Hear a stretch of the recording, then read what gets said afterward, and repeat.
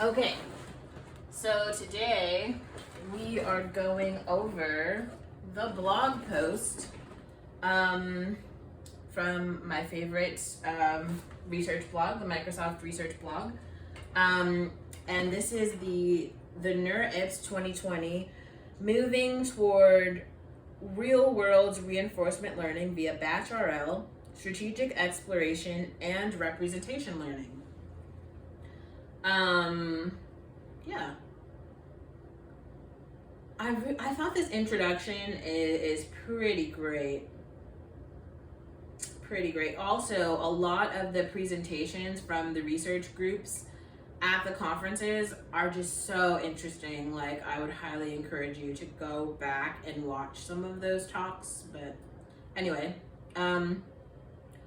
let's dive in.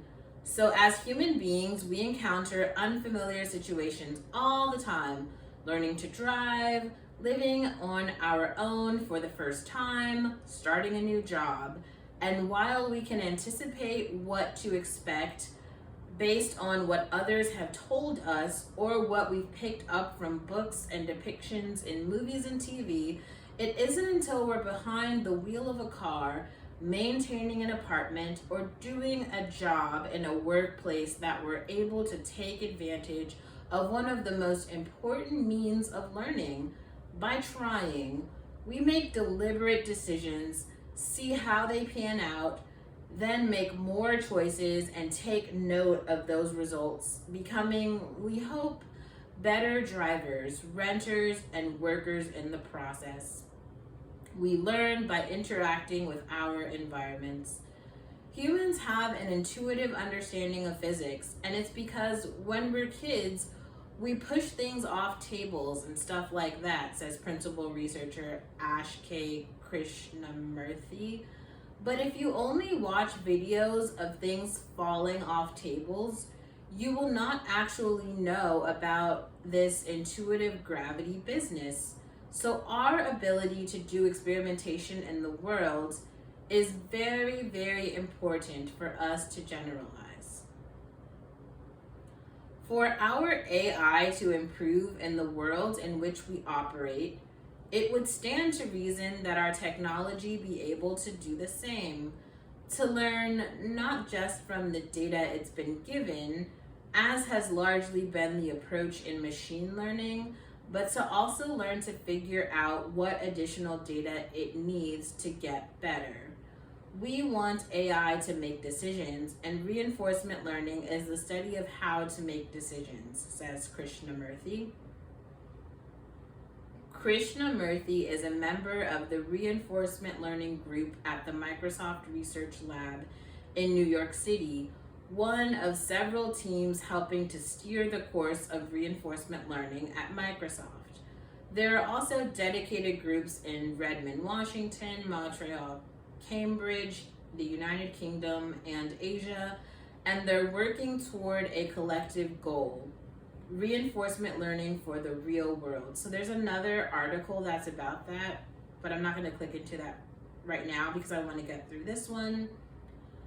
They've seen their efforts pay off. The teams have translated foundational research into the award-winning Azure Personalizer, a reinforcement learning system that helps customers build applications that become increasingly customized to the user, which has been successfully deployed in many Microsoft products, such as Xbox.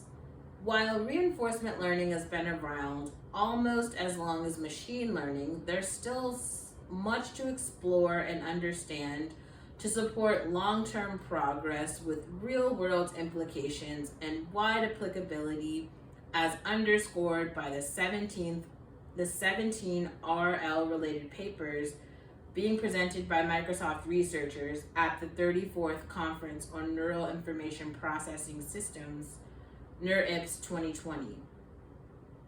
Here, we explore a selection of the work through the lens of three areas: Batch RL, a framework in which agents leverage past experiences, which is a vital capability for real-world applications, particularly in safety-critical scenarios. strategic exploration, or mechanisms by which algorithms identify and collect relevant information, which is crucial for successfully optimizing performance. Representation learning, through which agents summarize and compress inputs to enable more effective exploration, generalization, and optimization. Oh, I can't spell. Batch RL, using a static data set to learn a policy. In traditional RL problems, agents learn on the job. They're introduced to an environment, act in that environment, and note the outcomes, learning which behaviors get them closer to completing their task. Batch RL takes a different approach. An agent tries to learn a good policy from a static data set of past experiences collected, for example, in the regular operation of an existing system in which it will be deployed. While it's less intuitive than the direct trial and error nature of interactive RL, says Principal Researcher Manager Alec Agarwal, this framework has some crucial upsides. You can take advantage of any and every available ounce of data that relates to your problem before your agent ever sees the light of day. And that means they can already start at a much higher performance point. They make fewer errors and generally learn much better, says Agarwal. This is especially important in safety critical scenarios such as healthcare and autonomous systems. So there's a publication. Provably good batch reinforcement learning without great exploration. I'm going to actually read that again because that paper looks really interesting. You can take advantage of any and every available ounce of data that relates to your problem before your agent ever sees the light of day, and that means they can already start at a much higher performance point. They make fewer errors and generally learn much better. This is especially important in safety critical scenarios such as healthcare and autonomous systems.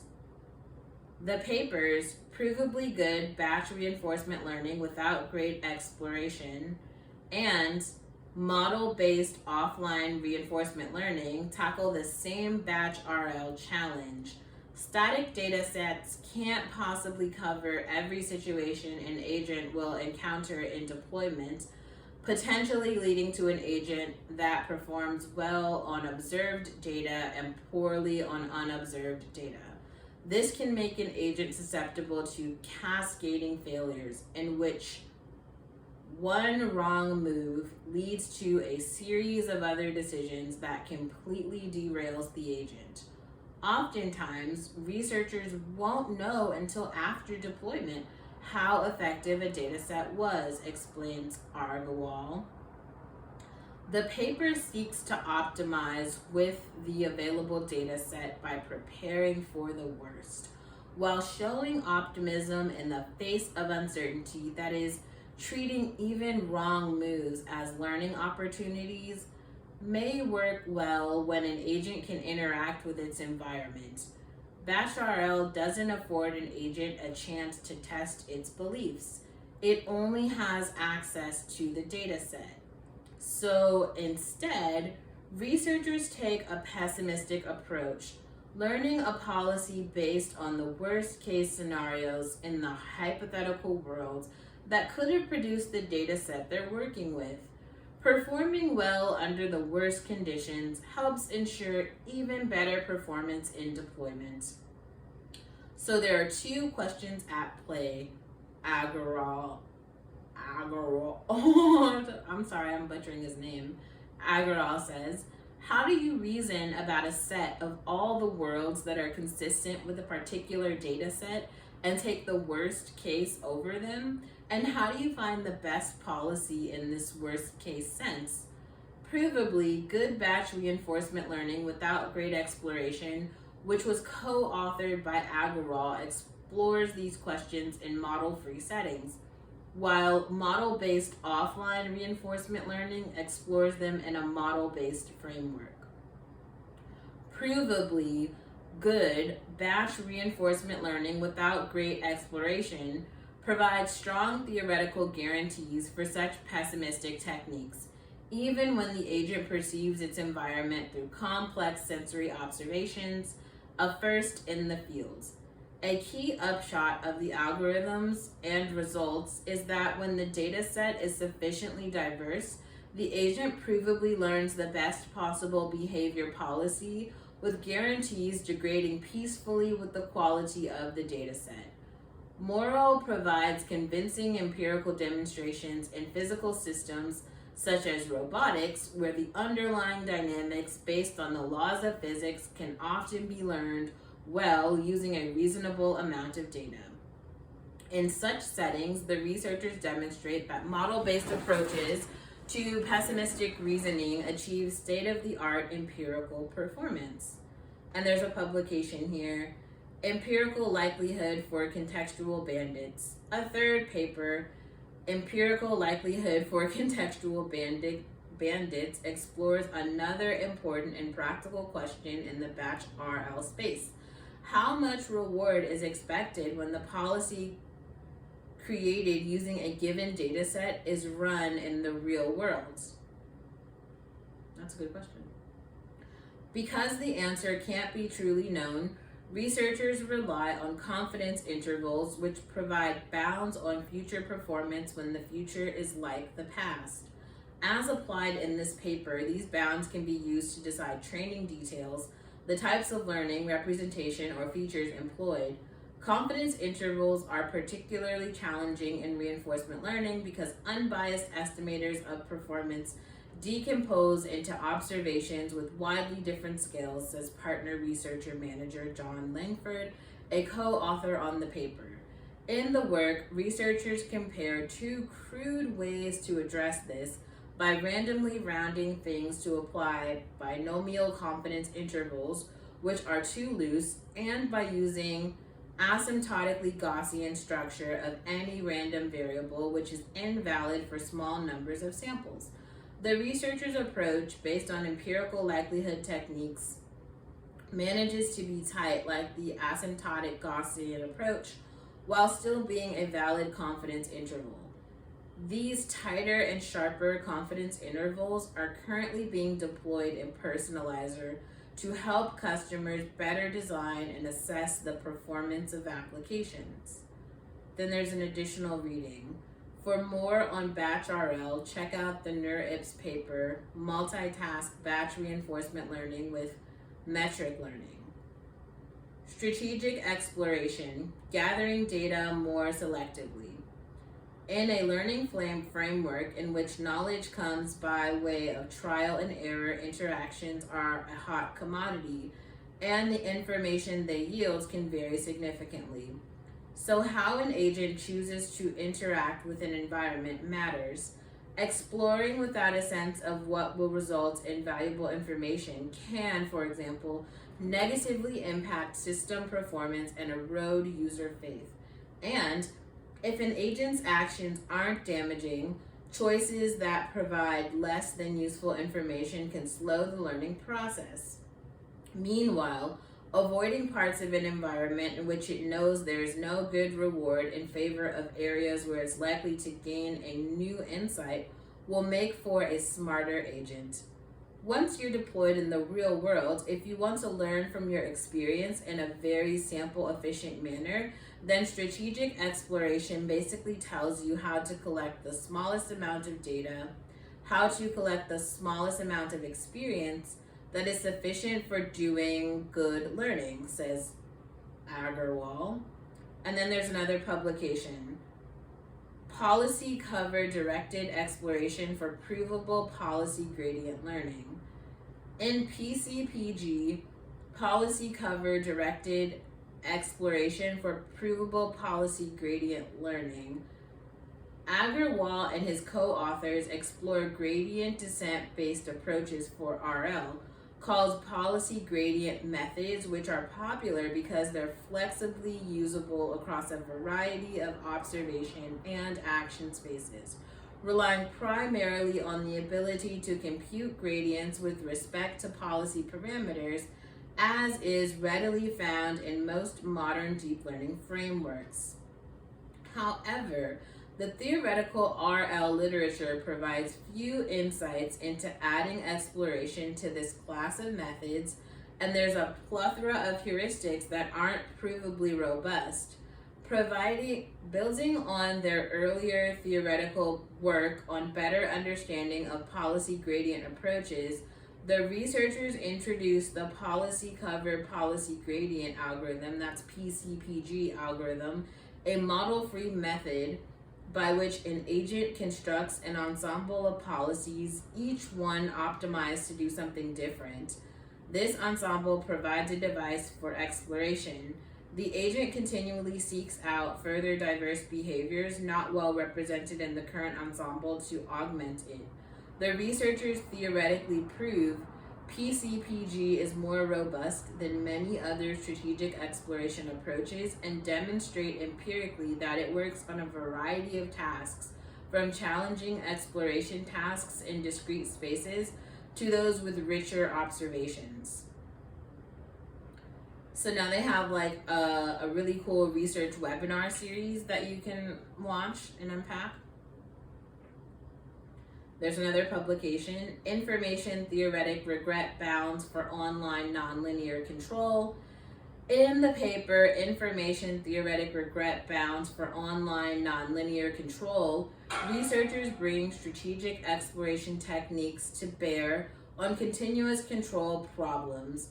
While reinforcement learning and continuous control both involve sequential decision making, continuous control is more focused on physical systems, such as those in aerospace engineering, robotics, and other industrial applications, where the goal is more about achieving stability than optimizing rewards.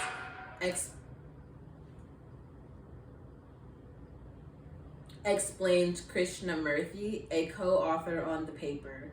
The paper departs from classical control theory, which is grounded in linear relationships where random exploration is sufficient, by considering a nonlinear model that can more accurately capture real-world physical systems.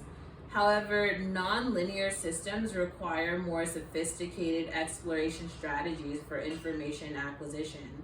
Addressing this challenge via the principle of optimism in the face of uncertainty, the paper proposes the lower confidence-based continuous control LC3 algorithm, a model-based approach that maintains uncertainty estimates on the system dynamics and assumes the most favorable dynamics when planning.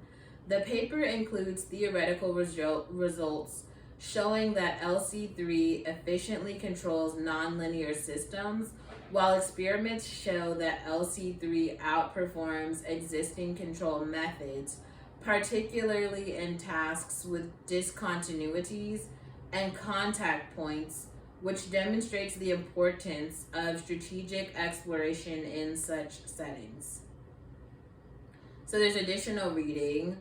For more on strategic exploration, check out the NeurIPS paper, Provably Adaptive Reinforcement Learning in Metric Spaces. Representation learning. I appreciate representation learning. Representation learning a bit more than, is this about to die? I think I unplugged this. I didn't mean to do that. Okay, anyway, so representation learning I think is like one of the most interesting aspects of reinforcement learning, and there's like kind of a few different papers that are talking about this. Here, we're not going to get into all those papers, but we'll bookmark this and come back to them because this is dope. Okay, so representation learning, simplifying complicated environments. Gains in deep learning are due in part to representation learning, which can be described as the process of boiling complex information down into the details relevant for completing a specific task. Principal researcher Devin Helm, who works on representation learning and computer vision, sees representation learning and reinforcement learning as shifting some emphasis from rewards to the internal workings of the agents, how they acquire and analyze facts to better model the dynamics of their environment. Being able to look at your agent, look inside and say, okay, what have you learned? Is an important step toward deployment because it'll give us some insight on how then they'll behave, says Jem. And if we don't do that, the risk is that we might find out just by their actions, and it's not necessarily as desirable. Representation learning also provides an elegant conceptual framework for obtaining provably efficient algorithms for complex environments and advancing the theoretical foundations of RL. We know RL is not statistically tractable in general. If you want to provably solve an RL problem, you need to assume some structure on the environment, and a nice conceptual thing to do is to assume the structure exists, but that you don't know it and that you have to discover it, says Krishnamurthy. But the challenge in doing so is tightly coupled with exploration in a chicken and egg situation. You need this structure or compact representation to explore because the problem is too complicated without it. But you need to explore to collect informative data to learn the representation. In two separate papers, Krishnamurthy and Helm, along with their co-authors, apply representation learning to two common RL challenges, exploration and generalization, respectively. So now there's another paper, deep reinforcement and Infomax learning. With deep reinforcement and Infomax learning, Helm and his co-authors bring what they've learned about representation learning and other research areas to RL. In his computer vision work, Helm has been doing self-supervised learning in which tasks based on label-free data are used to promote strong representations for downstream applications. He gives the example of showing a vision model augmented versions of the same images. So an image of a cat resized and then in a different color, then the same augmentations applied to an image of a dog, so it can learn not only the augmented cat images came from the same cat image, but that the dog images, though processed similarly, came from a different image. Through this process, the model learns the information content that is similar across instances of similar things. For example, it might learn that all cats tend to have certain key characteristics, such as pointy ears and whiskers. Helm likens these augmented images to different perspectives of the same object an RL agent might encounter moving around an environment. The paper explores how to encourage an agent to execute the actions that will enable it to decide that different states constitute the same thing. The researchers introduced deep reinforcement and Infomax learning, an auxiliary objective based on deep Infomax. From different time steps of trajectories over the same reward-based policy, an agent needs to determine if what it's seeing is from the same episode, conditioned on the action it took. Positive examples are drawn from the same trajectory in the same episode. Negative examples are created by swapping one of the states out for a future state or state from another trajectory. Incorporating the objective into the RL algorithm C51, the researchers show improved performance in the series of gym environments known as ProcGen. In performing well across increasingly difficult versions of the same environment, the agent proved it was learning information that wound up being applicable to new situations, demonstrating generalization, publication, Flamby, structural complexity, and representation learning of low-rank MTPs. In FLAMB, structural complexity and representation learning of low-rank MTPs. Krishna Murthy and his co-authors present the algorithm FLAMB. FLAMB seeks to exploit the trove of information available in an environment by setting up a prediction problem to learn that much-needed representation, a step that is conceptually similar to the self-supervised problem in Dremel.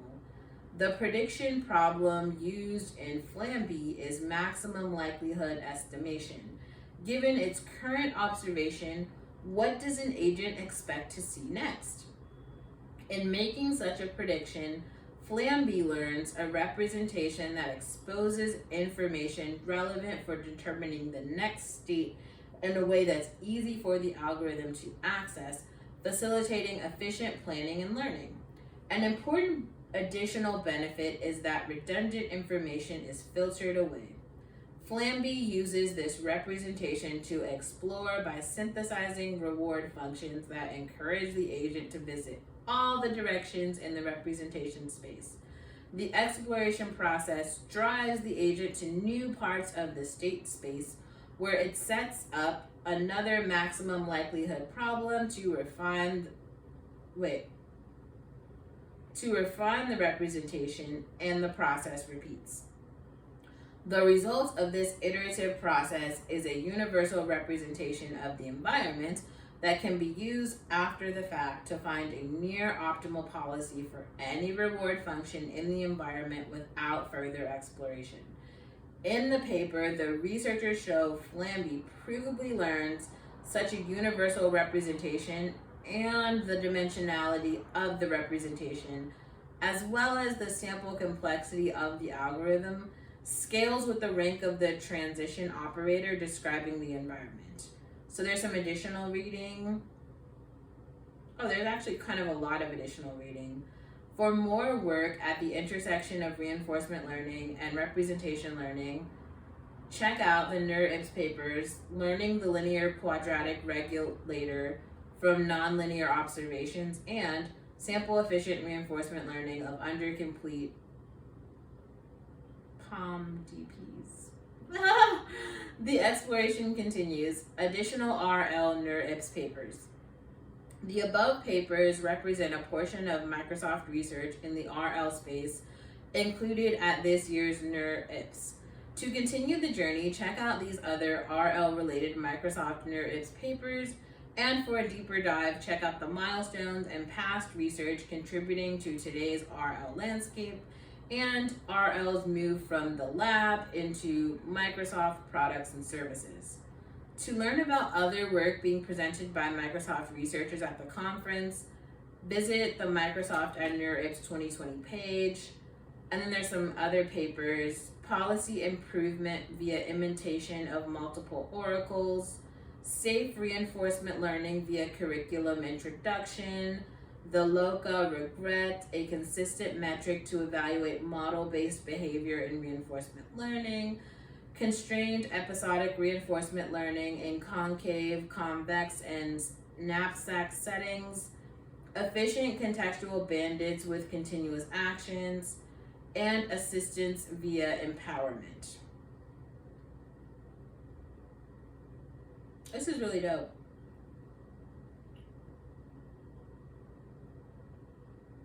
So there's like a couple of other blog posts that are affiliated. I mean, this could go on. You could read these, virtually all day. They're so interesting.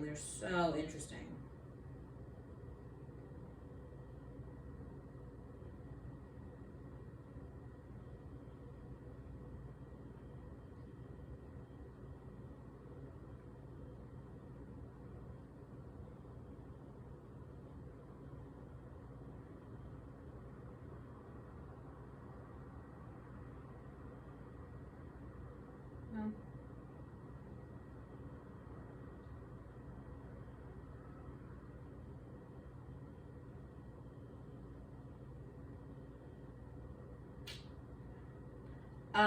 In PCPG, policy cover directed exploration for provable policy gradient learning.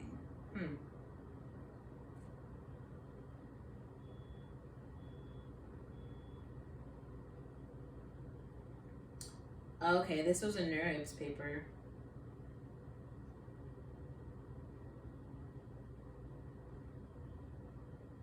From 2020.